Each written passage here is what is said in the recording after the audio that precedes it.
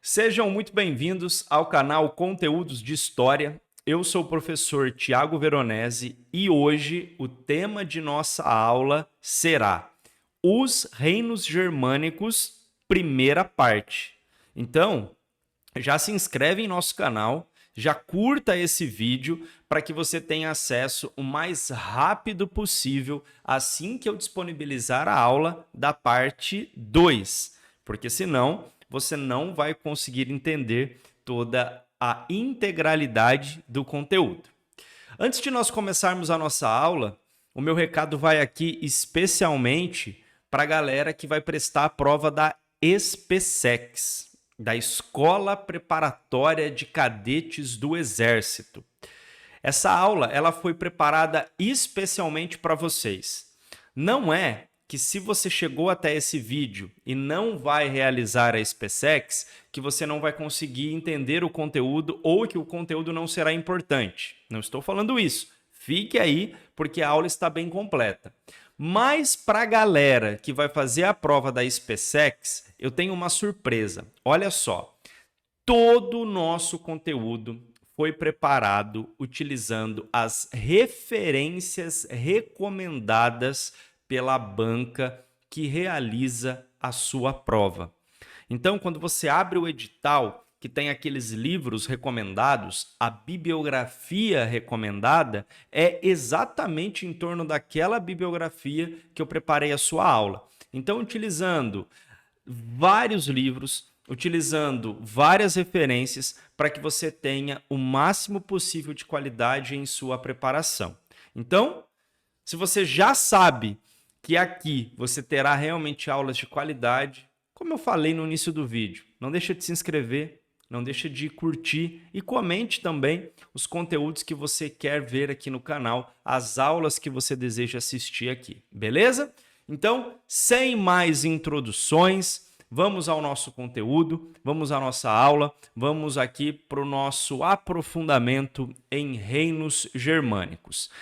E eu já começo a minha aula, eu já começo a minha explicação com uma citação de uma das referências de sua prova que diz: em 476, a capital do maior império da antiguidade caiu nas mãos dos Érulos, bárbaros chefiados por Odoacro. Com isso, chegava ao fim o Império Romano do Ocidente. Bom, galera, vamos lá. Quando nós estamos estudando sobre a sociedade feudal, séculos 5 ao 15, que é exatamente o que está escrito no conteúdo programático de quem vai fazer a prova da SpaceX, é fundamental que você entenda o que aconteceu a partir do declínio do Império Romano no que diz respeito aos reinos germânicos. Em geral, devido à complexidade, devido à massa de conteúdos, existem alguns professores que talvez já encaminham as suas aulas diretamente para análise do feudalismo propriamente dito. E não é que você não vai entender o conteúdo dessa forma, não é que você não vai estar se preparando com informações interessantes, mas é que você vai estar entendendo uma fatia da história e não a totalidade. E muito provavelmente terão alguns pontos do conteúdo que ficarão desamarrados. Então a nossa aula, essa nossa explicação, ela parte do momento em que acontece a ruína do Império Romano. E do momento em que acontece a ruína do Império Romano até o início do Reino Franco é que nós veremos neste vídeo, é que nós veremos nessa aula. Então já se programe. Você vai estudar do final do Império Romano até o início do Reino Franco, tá bom? Então, Carlos Magno, união da igreja com o Estado e todas aquelas questões envolvendo a expansão territorial e a expansão da fé cristã e depois tudo que a finalização desse período de auge do Reino Franco vai gerar, isso vai ficar para a próxima aula, porque é a partir daí que nós vamos mergulhar inteiramente nas águas do feudalismo. Então, você já se preparou, você já sabe que você vai estudar nessa aula. Então, vamos lá. Agora eu vou mudar um pouquinho a minha tela, eu vou ficar pequenininho para você, tá bom? Porque nós teremos em nosso quadro e com as nossas imagens bastante conteúdo para estudar. Então vamos lá. A primeira coisa que nós precisamos observar é o nosso mapa. Aqui nós temos, em essência, a Europa Ocidental. Nós temos também o Império Romano do Oriente e nós temos algumas dominações de território também no que seria o norte da África, certo? E, além disso, em cores bem separadas, vocês perceberão vários nomes diferentes. Por exemplo, anglo-saxões, bretões, francos, visigodos, burgúndios, vândalos.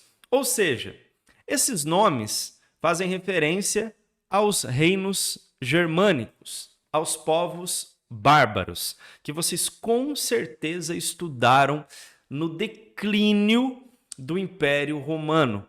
Como que esses reinos germânicos, eles passaram a invadir o Império com mais frequência e com mais sucesso, principalmente a partir do século V. E conforme esses povos invadiram o território e essas invasões tinham sucesso, eles conseguiam dominar aquelas terras, conseguiam estruturar realmente a conquista de alguns domínios, de modo fragmentado, esses povos, conforme invadiam e conforme tinham sucesso, eles iam formando diversos reinos ao longo do que anteriormente havia sido o Império Romano. Então você entendeu, né? O Império Romano, ele passa por aquele processo de crise, ele passa por aquele processo de declínio devido a fatores internos e a fatores externos. Um dos principais fatores, com certeza, é essa questão da animosidade, da guerra, do conflito com os reinos germânicos. E a partir do momento em que esses reinos germânicos se organizam ainda mais, invadem com ainda mais sucesso, eles vão se estruturando em diferentes localidades ao longo do antigo território do Império Romano. Só que aqui surge uma coisa muito interessante que eu gostaria que você prestasse bastante atenção no que eu vou falar. Conforme esses reinos germânicos invadiam e conquistavam aquela região, eles não só colocavam em prática as suas características, a sua cultura, aquilo que eram os seus princípios e os seus valores. Havia uma mescla cultural, uma mescla de valores, uma mescla de hábitos com aquilo que os romanos haviam estruturado naquelas regiões. Então, conforme eu invado a sua região, por exemplo, eu não só estruturo naquela região aquilo que são os meus valores, as minhas tradições, a minha cultura. Acontece uma soma, acontece uma junção. E isso aparece muito nas provas, isso aparece muito nos exercícios.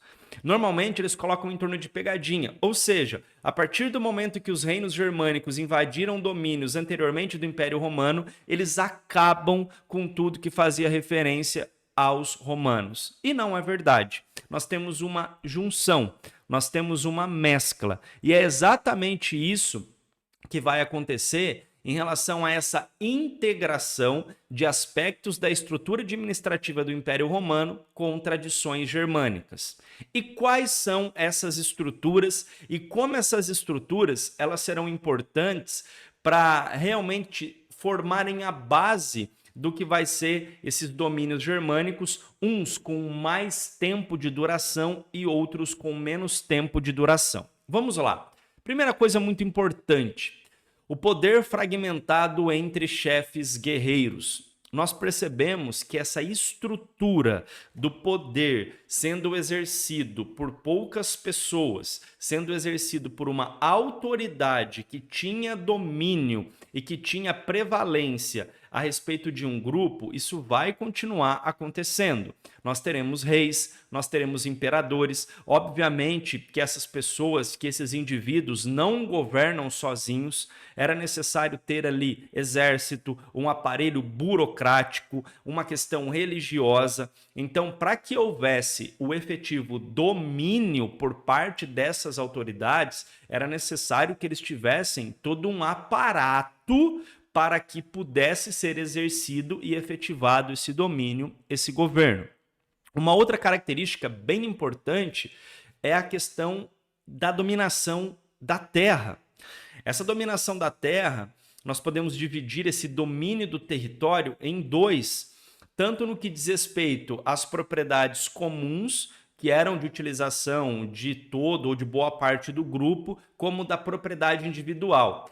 Ao longo do tempo, a gente vai começar a notar que, em geral, quando nós temos uma autoridade dominando um território e dominando um povo, o que é meu e o que é seu vai começar a se coincidir, vai começar a gerar uma confusão e os reis, os imperadores, eles vão tratar como aquela localidade sendo tua. E aquelas pessoas que têm domínios, que têm propriedades, essas pessoas têm relativo poder, mas elas sempre devem satisfação àquele que é o detentor da autoridade. Então, essa diferenciação da propriedade individual, da propriedade comum, da propriedade privada, ao longo do tempo nós teremos algumas discussões, mas, em geral, quando nós começamos a ter a organização desses reinos, eles começam a dividir, olha, o que é propriedade comum, o que é propriedade individual, o que é propriedade privada. Então, essas questões a respeito do domínio da terra, essas discussões todas, elas já acontecerão nesse primeiro momento, nesse momento da dominação, nesse momento das invasões com sucesso e da estruturação dos reinos dos germânicos naquilo que era o antigo território romano. E em relação a essa dominação da terra, nós teremos consequências sociais, como a formação, por exemplo, de dois grupos distintos. O primeiro grupo, da aristocracia rural, que eram os grandes proprietários de terra, os grandes detentores dos domínios, e o chamado campesinato, que eram aqueles dependentes dos donos de terra. Isso aqui, galera, isso que eu acabei de explicar para vocês é fundamental para que a gente entenda mais à frente o feudalismo. Para que a gente entenda mais à frente a relação dos senhores feudais com os servos. Porque já nesse momento você passa por uma distinção daqueles que são os detentores da terra e daqueles que dependem dessas terras, desses detentores para sobreviver, para plantar, e era uma relação mútua, porque também esses senhores, querendo ou não, eles dependiam dessa mão de obra. Então isso daqui que vai se formando já a partir das invasões germânicas e da estruturação de seus reinos a partir do século V é fundamental para que a gente entenda o feudalismo lá na frente. E falando sobre esses reinos germânicos, pessoal, vocês vão notar na aula que, exceto os francos, os domínios desses povos, em geral, foi de curta duração. E foi de curta duração por quê? Porque os francos, daqui a pouco, eles vão dominar boa parte de todo esse território que nós estamos vendo no mapa. Então não quer dizer que esses povos eles foram extirpados, quer dizer que eles foram dominados. Então muitos reinos que eram reinos, entre aspas, independentes, acabaram ao longo do tempo sendo dominados, sendo anexados, assim como eles haviam feito com os romanos. Essa relação de guerra permanente, essa relação de expansão de terra, de expansão de seus territórios. Então, em geral, esse é o panorama do século V em relação às invasões. Ou seja, os reinos germânicos estão invadindo, estão estruturando os seus domínios, estão se organizando, tem questões que envolvem a dominação de terra, tem questões que envolvem essa formação desses dois grupos, dos detentores e dos dependentes desses detentores. Isso vai ser crucial ao longo do restante da nossa história, certo? Bom, espero que você esteja entendendo até aqui. Claro, é bastante informação, isso não impede que você tenha que assistir essa aula 1, 2 vezes, beleza? Nós temos, nas minhas contas, mais 15 minutos de aula, então nós bateremos aproximadamente meia hora de conteúdos. Então, se for preciso, pare agora, respire, tome uma água e retorne. As características de nossas aulas são exatamente essas. Conteúdo robusto, conteúdo completo. Não é porque é uma aula gratuita que é uma aula que terá menos informações. Não. O nosso objetivo é que você tenha a aula mais completa possível. Então, nesse momento, dê uma respirada, vai tomar uma água, dá ali uma descontraída e volte, porque nós teremos, a partir do momento que nós retornarmos, mais 15 minutos de explicação, mais 15 minutos de aulas. E fique despreocupado se você talvez esteja um pouco confuso com as informações que você está recebendo. Quando nós começarmos a resolver os exercícios, tudo vai ficar mais claro, tudo vai ficar mais nítido para você. Certo? Então, feito o nosso pequeno intervalo, a nossa pequena pausa, vamos para as características dos povos germânicos no geral. Quando eu digo no geral, por quê? Porque por mais que esses povos eles fossem diferentes, tivessem os seus valores, tivessem a sua cultura própria e particular de cada sociedade, existiam alguns aspectos incomuns. E são exatamente esses aspectos incomuns que a gente vai estudar a partir de agora. Bom, primeiramente, que eles são chamados de reinos germânicos, porque grande parte de seus povos, ou da origem desses povos, é em relação à Germânia, que é uma região da Europa situada ao norte dos rios Reno e Danúbio. Então depois, se você quiser verificar no mapa onde que fica, ou se você quiser pesquisar no Google, olha, Germânia, entre os rios Reno e Danúbio, você vai encontrar a região de onde esses povos saíam. Em geral, eram povos guerreiros, e por serem povos guerreiros, valorizavam bastante a luta, valorizavam bastante o combate, a coragem, e a fidelidade era algo fundamental para esses povos. A fidelidade, a confiança. Muitas mortes aconteceram por quebra de confiança, muitos conflitos aconteceram pela quebra da fidelidade, pela traição. Então, essa questão da fidelidade era fundamental, não só para que esses povos continuassem unidos, mas para que eles tivessem também as vitórias nos campos de batalha. Então, essa palavra fidelidade também é fundamental para que a gente entenda lá na frente características do feudalismo. Então você está entendendo por que é importante você estudar essas invasões germânicas, as suas características, para depois mergulhar no feudalismo?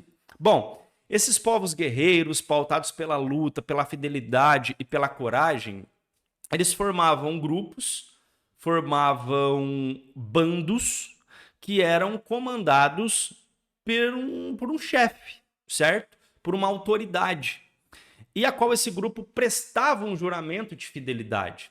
Então é por isso que quando eles invadem aqueles antigos territórios do Império Romano, estruturam os seus domínios, essa questão da autoridade, da liderança, do rei, do imperador ainda continua muito forte, ainda continua muito marcante. Então por isso que você começa a entender o que nós vimos no nosso quadro passado, tá bom? Porque em sua formação, esses bandos já tinham essa relação, pautado pela fidelidade, pautado pela confiança, pautado por uma relação de dependência também de uns com os outros.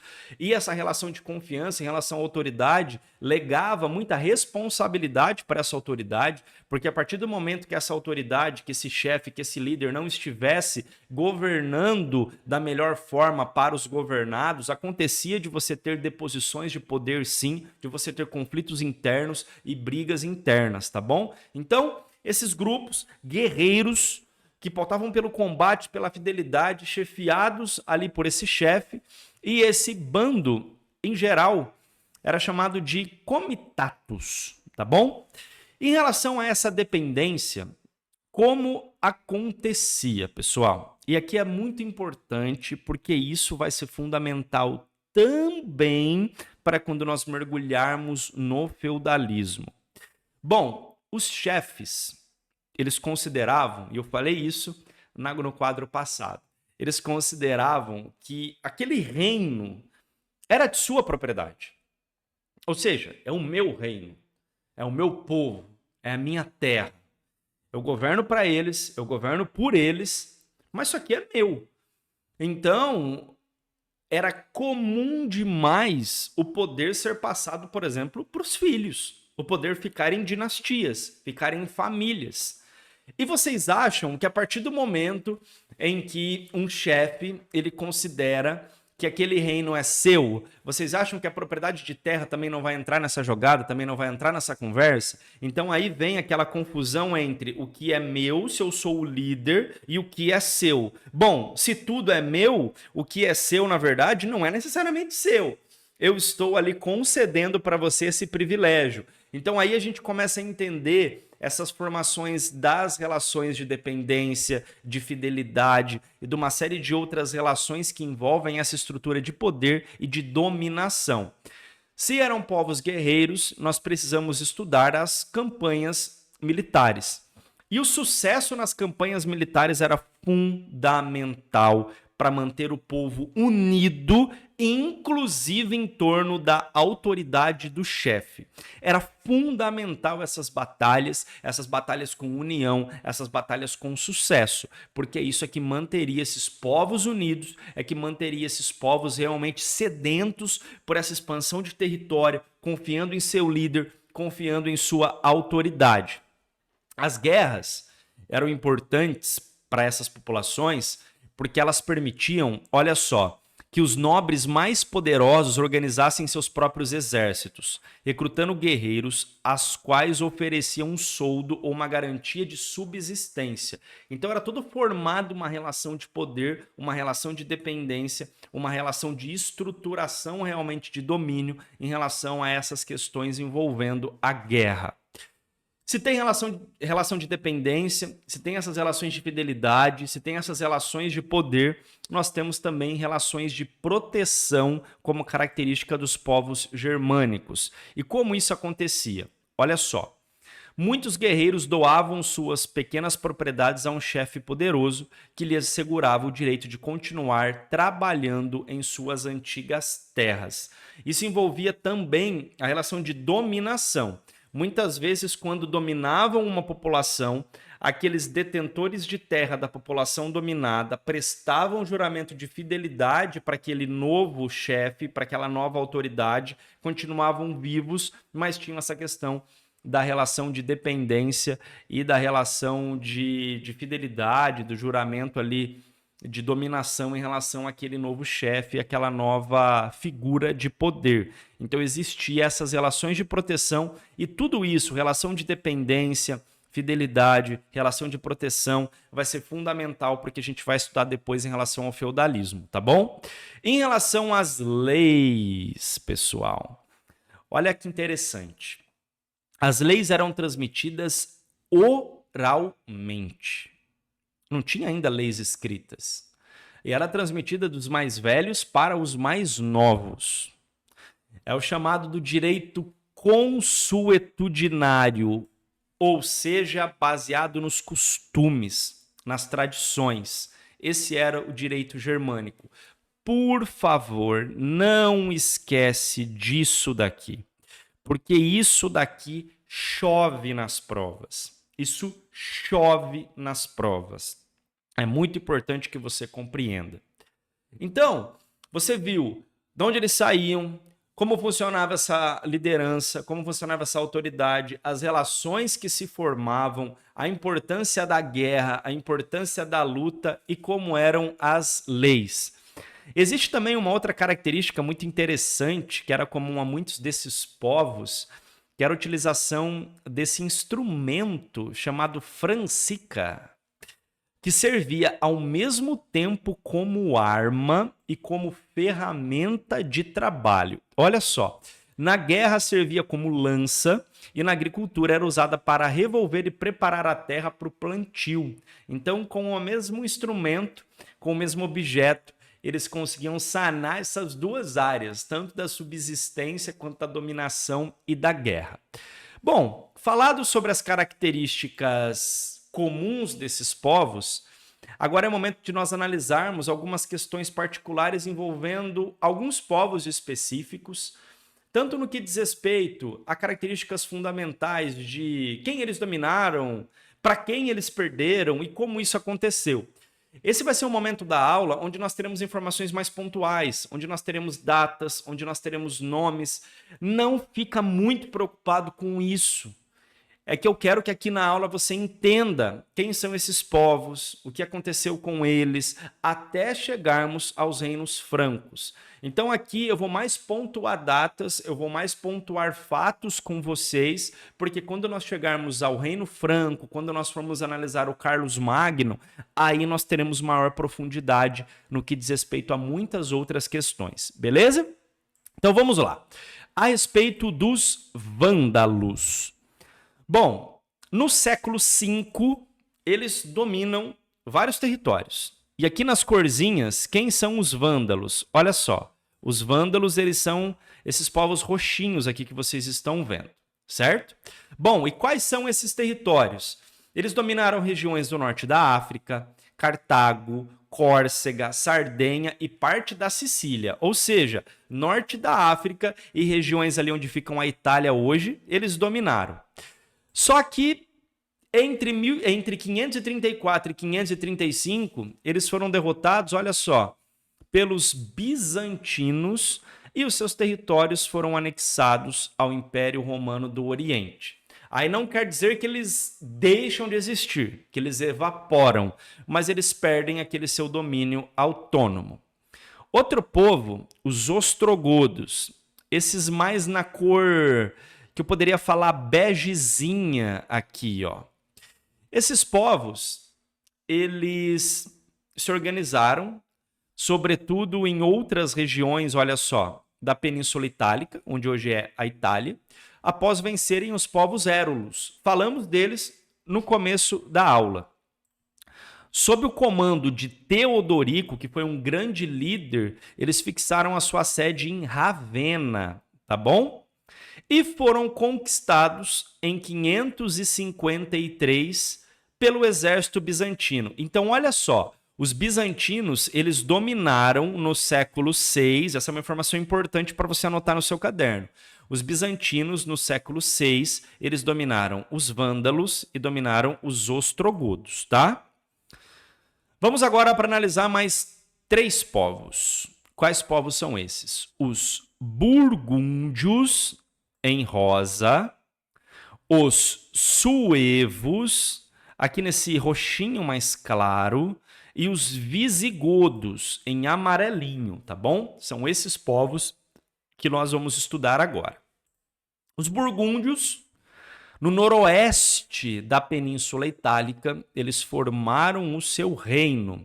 Só que, alguns anos depois, eles foram dominados e anexados pelos francos, que nós falaremos na próxima aula.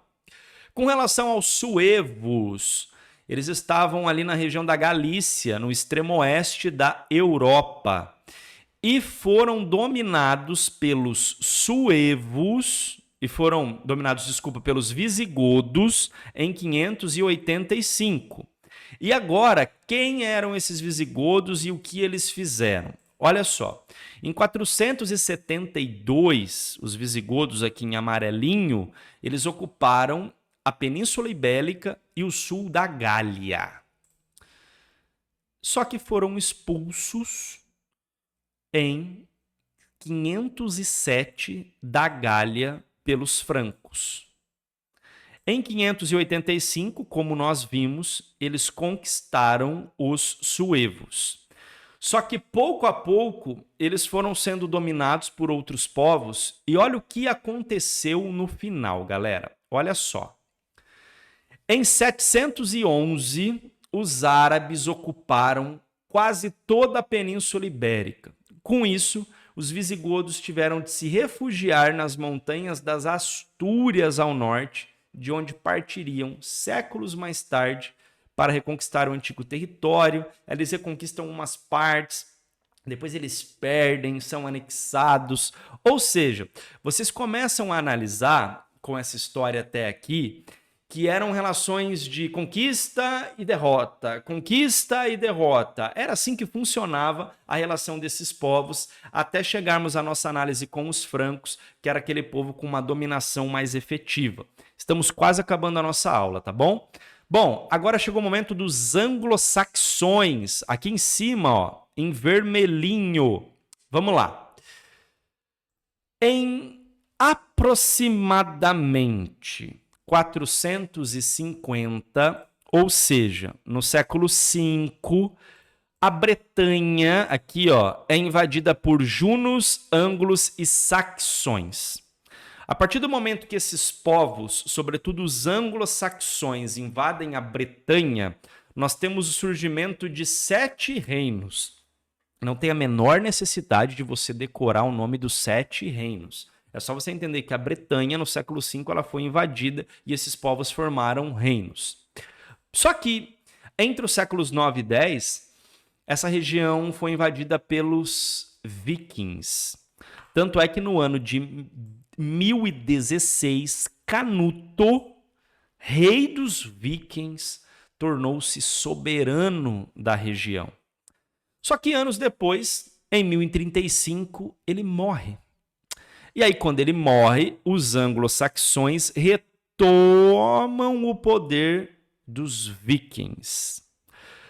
Só que 3 décadas depois, em 1066, os normandos, outros povos, sob a liderança de Guilherme, o Conquistador, dominam a região. E aqui ao lado você tem uma representação do que foi essa conquista do Guilherme, o Conquistador, nessa região. Bom, eu espero que até agora você tenha entendido. Eu sei que é bastante informação, eu sei que é bastante conteúdo. Não esqueça que nós preparamos essa aula com base em vários livros, então nós juntamos informações de vários livros e fizemos uma aula. Então você vai ter muita informação. E eu tenho certeza que depois de assistir a segunda parte e a aula sobre feudalismo, que também vai ser dividida em 2 partes, quando nós debruçarmos a nossa atenção na resolução de exercícios, você vai responder tudo sem dificuldade. Então, se você não entendeu, retorna na nossa aula. Se você quer ter acesso a esse material, listas de exercícios dessa aula, não esquece de, na descrição do vídeo, clicar no link que ali está. Ali está escrito materiais da aula. É ali que você vai clicar e você vai conseguir baixar esses materiais. Porque assim você vai perceber que aqui você está num canal diferente. Você não está num canal onde você tem aulas gratuitas, onde as pessoas fazem de qualquer jeito só para vender um curso. Não, aqui você vai ter aula completa. Independente se eu estou ganhando o dinheiro de você comprando um curso ou não ganhando, colocando aula gratuita aqui, você vai ter uma aula de qualidade, beleza? Então, tamo junto, galera. Não esquece de se inscrever no nosso canal, não esquece de curtir o nosso vídeo e eu te vejo no nosso próximo conteúdo, beleza? Que é a parte 2 de reinos germânicos. Até mais.